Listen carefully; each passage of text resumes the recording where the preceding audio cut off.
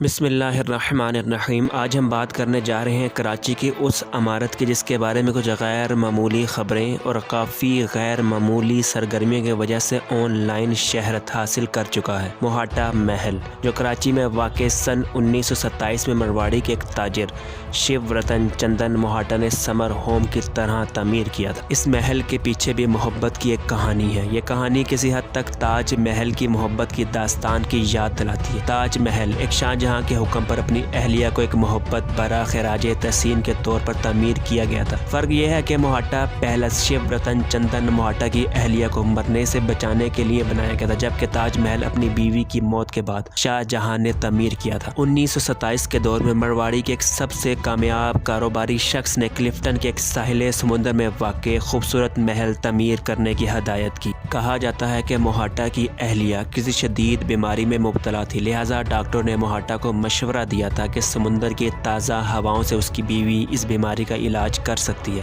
لہٰذا کلفٹن میں یہ محل تعمیر کیا گیا جس نے ایک بہت بڑے علاقے کا احاطہ کیا۔ اس خوبصورت محل کی ہر چیز سے کاریگری جھلکتی ہے۔ کمرے اتنے بڑے ہیں کہ کسی ایک شخص کے استعمال کا تصور کرنا مشکل ہے۔ اس محل کے ٹھیک کرنے اور آرائش کے وقت جب یہ نمائش کے لیے تیار ہو رہا تھا تو لوگوں نے کچھ پراسرار چیزیں دیکھیں۔ وہ لوگ کہتے ہیں جنہوں نے رات گئے دیر تک کام کیا، نہ صرف کارکن بلکہ وہاں آنے والے مہمانوں نے بھی یہ کہا انہیں کچھ عجیب و غریب چیزوں کا سامنا ہے۔ مزدور اکثر محل کے گرد روشنی کے بارے میں شکایت کرتے دیکھے گئے جب ایک بھی شخص اندر نہیں ہوتا تھا۔ کہا جاتا ہے کہ برطانوی راج دور سے یہ جگہ کسی بھوت یا غیر معمولی چیزوں کا شکار رہی ہے۔ بعض محافظوں نے دعویٰ کیا کہ رات کے وقت بعض روحوں کی موجودگی کو محسوس کیا گیا ہے۔ محافظوں کے مطابق موہاٹا محل برطانوی راج کے ماضیوں کے ساتھ پراسرار طور پر پریشان کن جگہ ہے۔ معزز سامعین، اس محل کی کافی بڑی ہسٹری ہے۔ پاکستان بننے کے بعد یہ محل وزارت امور خارجہ کے طور پر یہ عمارت حاصل کر لی گئی۔ 1964 میں یہ محل محترمہ